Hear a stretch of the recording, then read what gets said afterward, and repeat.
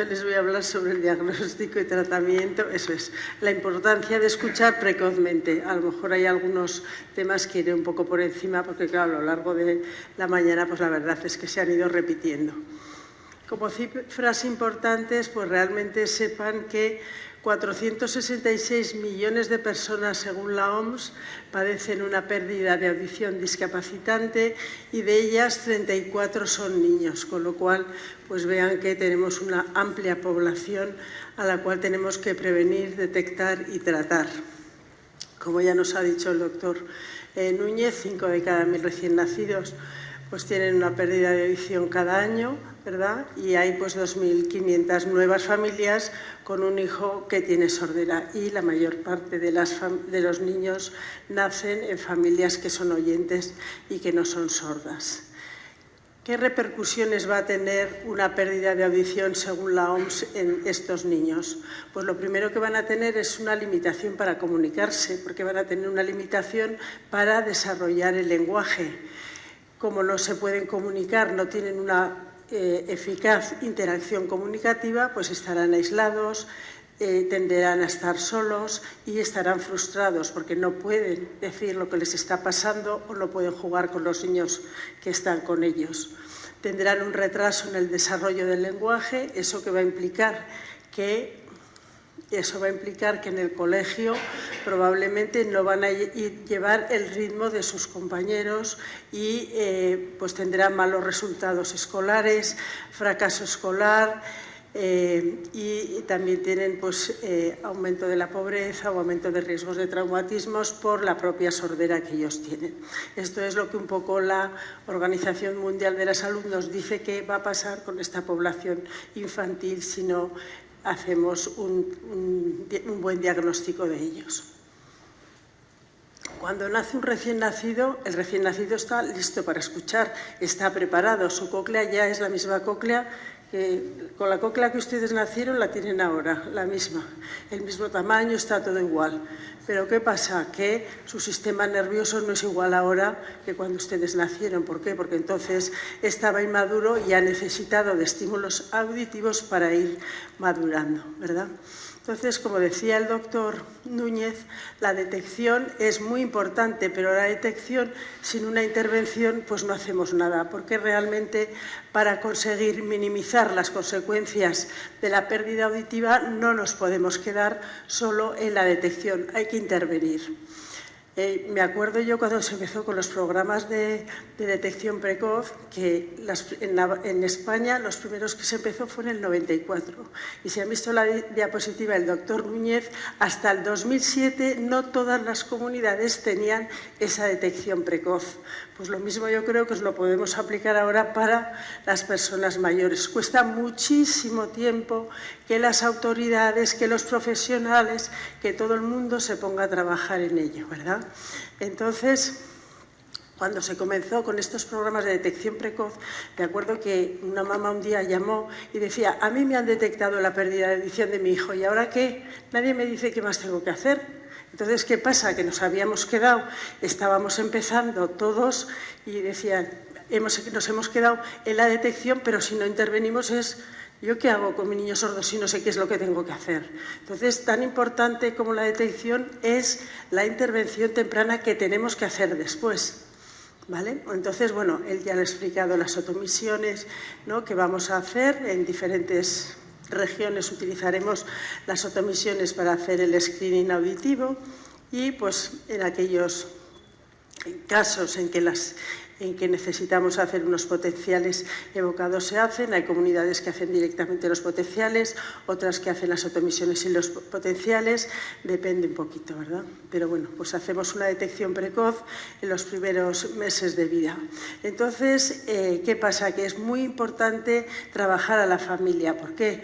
Porque todo padre que tiene un hijo no está preparado para tener un hijo con una deficiencia auditiva. Probablemente en su vida ha tenido cerca de su familia personas con deficiencias auditivas, no sabe ni lo que es y no se lo espera. Con lo cual ya tenemos a unos padres bloqueados delante nuestra que les podemos decir lo que queramos, pero se enteran de la mitad de lo que le decimos. ¿Por qué? Porque cuando nosotros estamos muy afectados por una cosa, nos bloqueamos. Necesitamos un tiempo para poquito a poco ir dándonos cuenta de qué es lo que nos está pasando.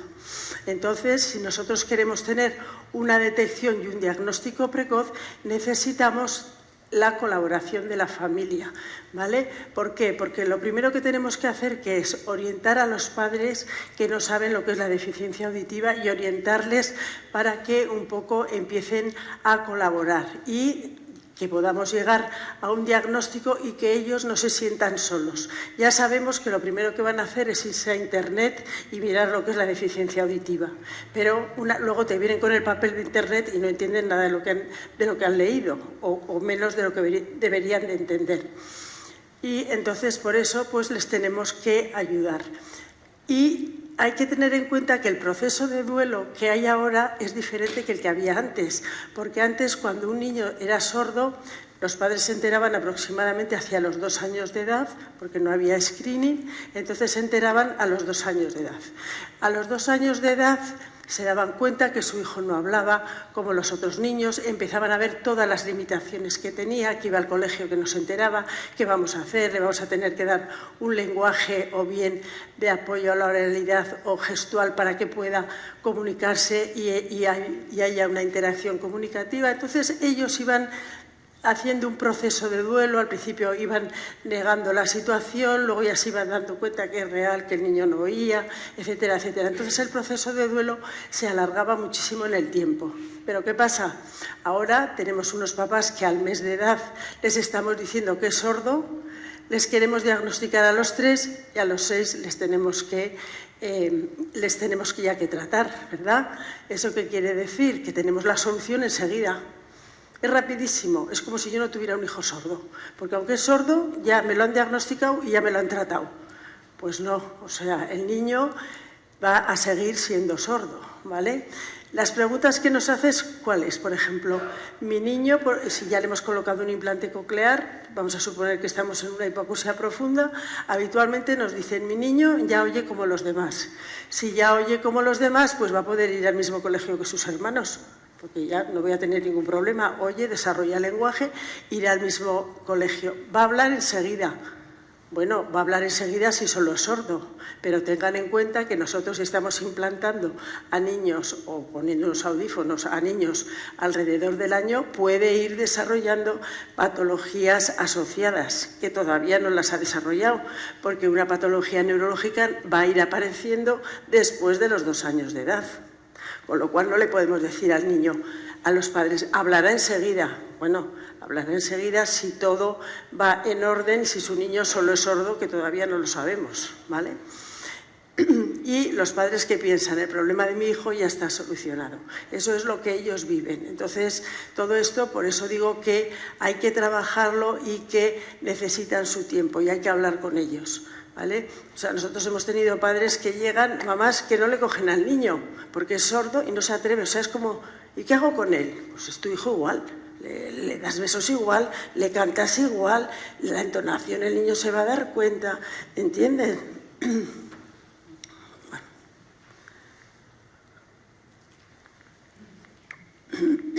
Entonces, esto yo creo que muchas veces, muchas veces nos olvidamos cuando estamos con todos estos, o sea, toda la tecnología. Yo lo que veo es que mucha tecnología, pero nos olvidamos del factor humano. Y el factor humano es tan importante como la tecnología, ¿verdad? Vale. Entonces, ¿qué pasa? Que ahora tenemos la suerte, por así decirlo, o estamos en un momento en que únicamente no nos quedamos en un diagnóstico, este niño sordo, tratamiento, audífonos, implante y ya. No, ahora vamos más allá. ¿Por qué? Porque ahora nosotros sabemos que la genética que tenemos está... Los niños que nacen sordos, pues su pérdida de audición en un 60% tiene una causa genética. Con lo cual, ¿eso qué va a hacer? Eso, vamos a tener niños que dentro de las genéticas vamos a tener niños que el 70% no van a tener síndromes, o sea, que tienen una patología de sordera y otras enfermedades que sabemos, ¿no?, otros estigmas que sabemos que es un síndrome, pero vean que dentro de las no sindrómicas tenemos entre un 75-85% que son autosómicas recesivas. ¿Eso qué quiere decir? Que los padres son portadores y los niños nacen sordos, ¿verdad? Es esto. Los dos padres son portadores, pero ellos no son sordos, ¿vale? Pero de los hijos que tienen, uno va a ser sordos, dos portadores y uno va a ser sano.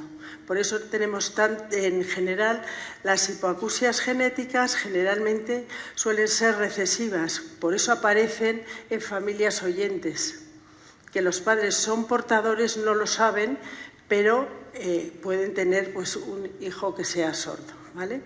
Y luego tenemos dentro de las etiologías de las hipoacusias las adquiridas, que realmente ahora la más importante, bueno, o la que estamos prestando quizás más atención, pues es al citomegalovirus. Realmente, como ella muy bien decía, pues no se está haciendo un screening obligatoria de citomegalovirus, pero como también dice el doctor Núñez, es que es más pediatría que propiamente otorrino. Pero sí que es verdad que en pediatría ya en muchos centros lo que hacen es, si ven que un niño es sordo, ya directamente en casi todos le hacen una prueba en saliva de citomegalovirus, ¿vale? Porque es muy importante saber, porque el tema es que además en las hipoacusias pues puede ser que tengamos un oído funcionante normal y el otro sea sordo, puede ser que sea una hipoacusia progresiva, etcétera, etcétera. Entonces nos da mucha información. Bien. Entonces, en el proceso diagnóstico, como la mayoría de las hipoacusias neurosensoriales congénitas son no sindrómicas y genéticas, pues realmente es un test que se debería de hacer. No se hace obligatoria, o sea, no se hace por sistema obligatoriamente, pero sí que en casi todos los centros, en cuanto hay un niño sordo, se le hacen pruebas genéticas para ver si podemos saber algo más. ¿Por qué? Porque eso nos va a hacer un tratamiento más precoz, porque si ya nos da una información de que este niño tiene una pérdida genética, pues una pérdida auditiva de etiología genética, nos va a ayudar para poner antes el tratamiento. Vean, por ejemplo, cómo en esta hipoacusia recesiva, que generalmente estas hipoacusias autosómicas recesivas genéticas son prelinguales, o sea, el niño nace ya con ella, vean las pérdidas de audición que tenemos, y este gen, que es el GJB2, que es uno de los más frecuentes que tenemos, ¿verdad?, que nos va a codificar la conexina, pues es uno de los este gen falta aquí en estos canales intercelulares y entonces pues no va a permitir el flujo de iones y por eso esta persona pues va a ser sorda, ¿verdad? Estas personas pues con un implante coclear pues son personas que tienen muy buen rendimiento. En un estudio que hemos hecho de G-Help, que lo hemos hecho en colaboración con hospitales de Portugal, de Francia y de España, pues vemos que el 42% de los pacientes patológicos que nos han salido tenían este gen, con lo cual es de los primeros genes que siempre se ha estudiado para saber si una persona tiene una hipoacusia genética. Vale. Otro, para el proceso diagnóstico, también, además de la genética, donde estamos también trabajando mucho sobre la imagen, sobre la radiología. ¿Por qué? Porque tenemos que ver en este niño que vemos que es sordo, tenemos que saber si realmente tiene alguna malformación coclear. Si a lo mejor tiene una malformación coclear, pues entonces probablemente no le vamos a poder colocar un implante coclear, ¿o sí? O vamos a ver si la malformación que tiene nos indica que a lo mejor tiene otras patologías más asociadas, etcétera, etcétera. Entonces, quiero decir que ahora en el diagnóstico lo que les quiero transmitir es que no nos quedamos niño sordo, tratamiento no. Niño sordo, ¿dónde está esa etiología? ¿Qué más tiene este niño? ¿O cómo le podemos ayudar de la mejor manera? Luego, como les comentaba, ¿qué pasa? Que hay un 30 o un 40% de niños o entre un 40 y un 50% según los estudios, que tienen una discapacidad asociada a la sordera. Antes, todo niño que era sordo se pensaba que todo lo que le pasaba era por la sordera y luego nos hemos dado cuenta que no, que puede tener algo asociado, que puede ser un retraso, o sea, una dificultad en su aprendizaje, un retraso en su desarrollo del lenguaje, un autismo, me da igual, algo, no sabemos. Pero esto hay que tenerlo también en cuenta, que un 40% de los niños sordos que tenemos puede ser que tengan algo asociado. Muchas veces lo tienen, ¿vale? Entonces, ¿por qué? Muchas veces, ¿qué pasa? Tenemos un niño sordo, se le implanta precozmente y es un niño que va muy despacio, que no funciona pues todo lo bien que funcionan otros, ¿no? Entonces siempre dicen, es que este implante no funciona, es que no, el implante, o sea, los aparatos, la tecnología, generalmente alguna vez se puede estropear, pero funcionar suele funcionar. El tema es que pasa que ese implante en ese niño que tiene algo asociado, pues va más lento de lo que debería ser. ¿Por qué? Porque cognitivamente este niño no le saca todo el rendimiento que le hubiera sacado si fuera un niño solamente sordo. Entonces, nuestro objetivo con el tratamiento, que es igual que sea con audífonos o con implantes, ¿no?, que son los recursos técnicos que tenemos nosotros para paliar el déficit, nosotros ¿qué queremos? Estimular la corteza auditiva en un periodo muy sensible. ¿Para qué? Para que tengamos un buen desarrollo madurativo y tengamos una buena respuesta auditiva. Entonces, por eso tiene que ser cuanto antes. ¿Por qué? Miren, si nosotros vemos aquí la maduración del córtex auditivo, esto es en un recién nacido, unas tinciones, y vean aquí cómo Anu Sharma ya en el 2004 nos decía que la P1, que es el biomarcador de la maduración del sistema nervioso, vean cómo está cuando estamos en un recién nacido. Esta P1, vean que la tenemos a la semana, la tenemos aproximadamente como en 300 milisegundos más o menos. Conforme nosotros vamos teniendo experiencia auditiva, nuestro sistema nervioso va madurando, pues vean cómo a los 2 meses ya esta P1, que estaba aquí en 300, pues ya la vamos teniendo en 200 y pico, y a los 8 meses, pues vean cómo la tenemos en 100 y pico. ¿Qué pasa? Que nosotros ya estamos a los 3 años de edad, vean cómo ha cambiado estas tinciones, ¿no?, como las sinapsis que teníamos aquí pues no tienen nada que ver con las que tenemos aquí, y vean cómo en este mismo estudio a los 3-4 años la P1, mire dónde la tenemos, por debajo ya de 100 milisegundos. ¿Por qué? Porque en la medida que nosotros vamos madurando, entonces vamos haciendo que las latencias de las ondas vayan haciéndose cada vez más pequeñas. Nos indica la maduración del sistema nervioso. Y si nosotros ya estamos en los 12 años, vean la tinción, aquí vemos las 6 capas auditivas que debemos de ver, y vean cómo ya a estas edades ya no únicamente tenemos una onda P1, tenemos una onda P1, N1, P2, que es el complejo auditivo que tendremos cuando seamos adultos. O sea que sí que influye, si nosotros oímos precozmente, pues entonces sí que vamos a ir teniendo la maduración de nuestro sistema nervioso, pues va a ir siendo... va a ir madurando y se va normalizando, llegando a la situación del adulto. Entonces, cuando nosotros estamos en el tratamiento, como hemos dicho, no solo nos podemos quedar en el recurso técnico, sino que tenemos también la necesidad de la intervención por parte de los terapeutas del habla. Pero para llegar realmente a un programa en el que tengamos detección precoz, diagnóstico y tratamiento precoz, pues vamos a necesitar la ayuda de los recursos técnicos, la intervención temprana, el apoyo de la familia y de las diferentes asociaciones, junto con todos los profesionales médicos o de los hospitales, audiólogos, etcétera, etcétera. Bien, les voy a presentar aquí, por ejemplo, cómo nosotros aquí en un estudio con 244 niños, vean que esta es la edad de implantación y estas son las bisílabas, el reconocimiento de bisílabas. Son niños que nunca han escuchado, son prelocutivos, ¿verdad? Nunca han escuchado, y vean que si nosotros los implantamos en los 5 primeros años de vida, vean cómo sus resultados pues oscilan entre 60 y un 100%. Conforme más tarde vamos implantando, pues los resultados van siendo peores. En este estudio que hicimos, vean que si nosotros dividimos a los niños por grupos de edad de implantación, el grupo rojo son implantados de 0 a 3 años, el azul es de 4 a 6 años, el verde de 7 a 10 años y el amarillo de 11 a 14 años. Y vean los resultados. Estamos aquí en reconocimiento de bisílabas, se le dice una palabra y tienen que ir repitiéndolas, y estos son los grupos de edad, y es un seguimiento de 8 años. Vean que si la implantación está entre 0 y 3 años, pues vean cómo realmente están entendiendo, pues empiezan en un 70 y tantos % y llegan a un 90 y tantos %. Sin embargo, si les implantamos entre 4 a 6, vean que se nos quedan ya alrededor del 60%, o sea, baja muchísimo. Y si ya la implantación es después de los 7 años, pues vean que realmente no llegamos al 40%. Habrá algún paciente que se escape, pero la media está alrededor del 40%.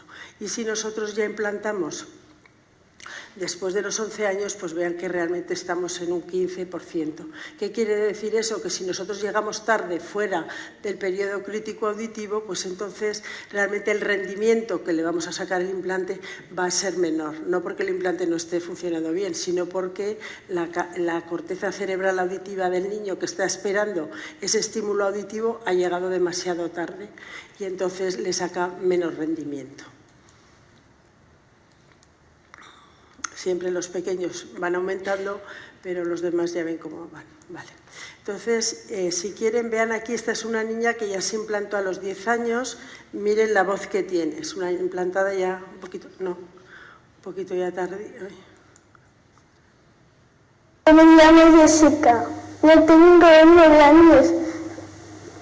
Yo tengo 4 años con el plate. Estoy muy contento. Oigo los ruidos, los profesores, las amigas, el teléfono, hablo por el teléfono. En verano voy a ir de vacaciones a la piscina el día 14 de junio. Es mi cumpleaños el día 18 de junio. Yo voy a tener 10 años. Es una niña implantada tardía, habla, pero ustedes no ven que no es un tono de voz normalizado, les llama la atención, no tiene tampoco una estructura morfosintáctica correcta, ¿no? Etcétera, etcétera. Vean cuando nosotros implantamos todavía un poquito más tarde, a los 7 años de edad. D'Artagnan. Era un joven que quería ser música Del rey. y se va a París. Y después, escuchando a otro música y le tocó a robar la collar de la reina.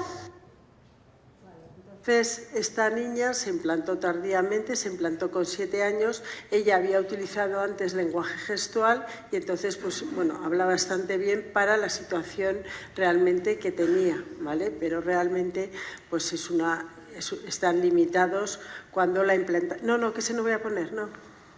Cuando la implantación es tardía. Pero cuando se empezó con los implantes empezamos con un implante coclear. ¿Qué pasa? Que luego se vio que era un sistema que funcionaba, que había una buena estimulación de la corteza cerebral auditiva y se empezó a pensar que a lo mejor poniendo los implantes cocleares pues realmente llegaríamos a tener una binauralidad, porque nosotros lo que queremos que es escuchar por los 2 oídos y estimular nuestro cerebro, ¿verdad? Entonces, para ello necesitamos que el procesamiento de la señal compleja nos llegue por los 2 oídos, ¿sí? Entonces, cuando nosotros comenzamos a hacer implantes cocleares simultáneos, pues vean que si nosotros tenemos aquí igual las bisílabas, aquí tenemos la edad del implante, ¿verdad?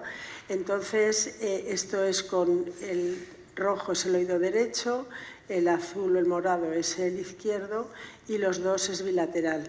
Vean cómo no hay diferencia en estos niños, ¿verdad? Se implantan a los 0, al 1 o 2, pero realmente no vemos diferencia en los resultados que tienen. Y si quieren, aquí está el Aquí a mano izquierda está el... Hay un vídeo, ¿no? ¿Hay aquí un vídeo? ¿No? Bueno, pues aparecerá luego. Eso no, eso no sé qué es. Vale, no pasa nada. Vale. No, viene luego. ¿Qué pasa? Que si nosotros en vez de implantar simultáneamente, implantamos secuencialmente, que nosotros tenemos como 119 niños, ¿qué pasó? Había niños que se implantaron precozmente con 2 años y sus padres, cuando los niños tenían 5 o 6 años, nos decían, pero ¿por qué no implantamos el otro lado? Si el niño oye muy bien por un lado y por el otro lado no oye. Y yo veo que este hijo mío no oye igual que sus hermanos que oyen, no está en el colegio igual que sus otros hermanos. Entonces fue por eso que comenzamos a implantar a niños que la media de edad del primer implante era 2 años y con el segundo se lo pusimos a los 7 años. ¿Y qué vimos? Pues vimos que el primer implante, que es el rojo, vean cómo está. El segundo implante, que es el morado azul, pues vean cómo está. Realmente, la edad de implantación del segundo, si tenía 3 o 4 años, bueno, pero vean que si tenía ya 5 más, pues realmente el segundo implante nunca ha llegado a alcanzar al primer implante. ¿Vale? ¿Por qué? Porque habíamos llegado tarde. Aunque había estado implantado el primer oído y estimulada la corteza cerebral únicamente de un lado, el otro lado no estaba estimulado. Entonces vean cómo el segundo implante realmente le cuesta, o sea, bueno, nunca llegará a obtener el resultado que obtiene con el primer implante. Sí que con los dos está en muy buena situación, pero realmente con el segundo no llega a la situación del primero. Aquí está el niño que decía yo. Tengo la suerte de poder escuchar, no sé, y hacer una vida normal, como cualquier persona. Esa es mi vida, de estudiar, luego también pues salir con los amigos, bueno, lo que hace todo el mundo, básicamente. Y bueno, pues también me gusta pues la música, bueno, me gusta escuchar la radio también. Bueno, pues estoy estudiando tercero de arquitectura, bastante contento, he aprobado todo, ser arquitecto me gustaría. Y bueno, yo creo que si buscas lo que quieres, pues yo creo que lo consigues. Vale. Entonces, este es un chico que se implantó el primero a los 2 años y el segundo a los 11, o sea, está dentro de este grupo. Pero ¿qué pasa si se acuerdan lo que les acabo de enseñar de niños implantados a los 4 años? No tiene nada que ver. ¿Por qué? Porque él con su primer implante ya ven que tiene una voz totalmente normalizada, es una persona que ha estudiado, bueno, que está estudiando arquitectura, pero me da igual. Tenemos otros niños que son lo que quieren ser, fisioterapias, o fisioterapeuta, o fontanería, o médicos, o bueno, de todo, ¿vale? Con lo cual realmente el implante coclear les ha ayudado a poder integrarse en la sociedad mayoritaria que tenemos hoy en día. Luego también tenemos otros niños que tienen un implante coclear y tienen un audífono. No todos tienen que tener solo o implante o audífono, sino que también podemos tener las dos posibilidades, porque nuestro objetivo, ¿cuál es? Nuestro objetivo es que el niño oiga por los 2 oídos, alcance una audición binaural. Entonces tenemos niños que tienen un audífono en este oído, en el mejor oído, y en el otro oído, en el peor oído, se les coloca un implante coclear, ¿vale? Entonces nosotros lo que vamos a hacer, si ustedes ven aquí en la última revisión, por ejemplo, esto es lo que el niño escucha en bisílabas con el audífono, que está pues alrededor de un 60 y tantos %, con el implante pues está en un 70 y tantos %, y con los dos pues está cerca del 90%. Siempre su mejor situación es con los dos. Y si les dejamos elegir entre uno y otro, pues está mejor el implante que el audífono. ¿Por qué? Porque muchas veces el audífono, conforme va pasando el tiempo, pues va perdiendo audición, otras veces está estable, pero lo más importante de todo es que los niños siempre se acostumbren a llevar los dos. En el supuesto caso de que lleve un implante y un audífono y a lo largo de su vida vaya perdiendo audición del lado del audífono, esa corteza cerebral auditiva la hemos tenido estimulada con el audífono. Entonces, a la hora de sacar rendimiento, el rendimiento va a ser muchísimo mejor, aunque le implantemos tarde, ¿vale? Esa es una diferencia. Si nosotros con un audífono hemos llegado a que el niño nos entienda el 60%, por ejemplo, aunque luego vaya bajando, esa corteza ya la hemos estimulado. Cuando tú le colocas el implante, ese niño entiende, ¿vale?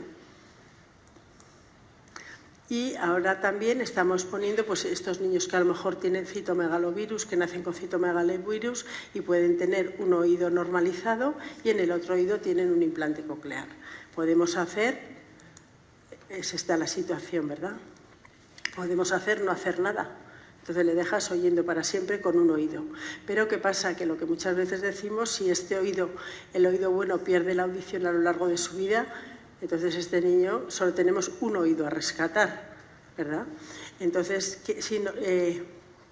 ¿cuáles son las limitaciones de oír solo por un lado? Realmente, si ellos nacen con un oído que no oye más que por un lado, no saben cómo se oye por los dos. Entonces, desde siempre, pues aprenden a vivir con esta situación porque no saben qué es vivir con los dos oídos. Otra cosa son aquellos niños que súbitamente pierden la audición de un oído. Entonces esto pues sí que realmente tiene un gran impacto a nivel conductual, a nivel emocional, porque realmente su autoestima baja muchísimo. El impacto escolar es importante porque ellos escuchan peor y tienen un peor rendimiento escolar. A todos estos niños muchas veces no les gusta decir que no están oyendo por un lado. Si son niños de 10, 11 años que de repente dejan de oír, no les gusta decir a sus compañeros yo no oigo por este lado. Y si se les coloca, me da igual, un audífono, si es el caso, o un implante, es un estigma porque ellos de repente tienen que llevar algo para escuchar. Entonces son muy complicados. Los niños con hipoacusias adquiridas que no son congénitas, son casos complejos y hay que ir poquito a poco, ¿verdad? Pero si nosotros estamos hablando, por ejemplo, bueno, de todos los niños, en clase que van a requerir un mayor esfuerzo, se van a fatigar mucho más. ¿Por qué? Porque va a haber ruido, porque no van a estar callados como están ustedes. Los niños meten ruido. Entonces, ¿qué pasa? Que para escuchar, pues igual que con los presbiacúsicos, van a tener que hacer mucho mayor esfuerzo cognitivo, va a bajar el rendimiento escolar. Entonces, la situación de estos niños pues es como ven aquí. O sea, el niño solo oye esto, lo de aquí no lo oye, con lo cual, por ejemplo, si hay un ruido, le va a entrar todo por el mismo oído, no va a poder entender, no va a ser capaz de localizar. Una persona que solamente tiene un oído no es capaz de localizar porque todo le entra siempre por el mismo lugar, ¿verdad? Luego el efecto sombra de la cabeza. Y luego no va a poder hacer la sumación binaural de que siempre cuando escuchamos por dos oídos oímos más que si solo escuchamos por uno, ¿vale? Con lo cual, pues la situación de este niño es que solo se entera lo que le están diciendo por este lado. Entonces, en estos niños, en lo que les decía antes, podemos hacer, no hacer nada, se quedan así y, bueno, oyen. Tiene sus limitaciones, pero en un futuro si algo ocurre, pues realmente van a estar limitados porque a lo mejor no vamos a poder ya rescatar este oído que nunca ha escuchado, ¿verdad? Entonces sí, hay a niños de estos que sí que les hemos colocado un implante coclear y lo que sí que observamos, porque ahora como con los implantes, como con los audífonos, nos dicen las horas de uso, todo esto, en estos pacientes pues sí que vemos que las horas de uso, la media es alrededor de 6-7 horas, que es normal. Los otros lo usan 12-14 horas, pero estos los usan 6-7 horas porque cuando llegan a casa se lo quitan, porque están escuchando por el otro lado. Pero en situaciones de aprendizaje sí que deben de utilizar el implante. ¿Vale? Sí que observamos, por ejemplo, en los cuestionarios que les hacemos de calidad de vida, de localización, que sí que mejoran, si se los haces antes de la cirugía y después, pues vemos que sí que mejoran en la localización. Eso sí que es verdad, y en la escucha, porque entienden mucho mejor. Sí que van sacando rendimiento, ¿verdad?, a las palabras cuando nosotros se las vamos dando. Y luego esto, ¿cómo repercute el implante coclear, por ejemplo, en la escolarización de los niños? Vean cómo en el año 1966 solo el 8% de los alumnos sordos superaban cuarto de educación primaria, ¿vale? En el 1999 y 2005 estos autores constataron que la deficiencia auditiva estaba condicionando la elección de la formación académica, de los alumnos porque tenían unos niveles muy bajos de comprensión lingüística. Les faltaba autonomía en su aprendizaje y su rendimiento académico era insuficiente. En el 2007, FIAPAS vio que un grupo de alumnos sordos, su nivel lector era equiparable a los oyentes y tenían una adecuada competencia oral, hablada y escrita. Y en el último estudio que hicieron, el 17-18, se observa que la mayoría de los niños entre 7 y 11 años sigue con normalidad su desarrollo académico, estando en el curso que le corresponde por edad, sin apenas repetición. El 95% se comunican con lenguaje oral. ¿Vale? O sea, ¿qué quiere decir? Que a lo largo de estos años, desde este año 66 a donde estamos ahora, los recursos tecnológicos que disponemos son muy importantes.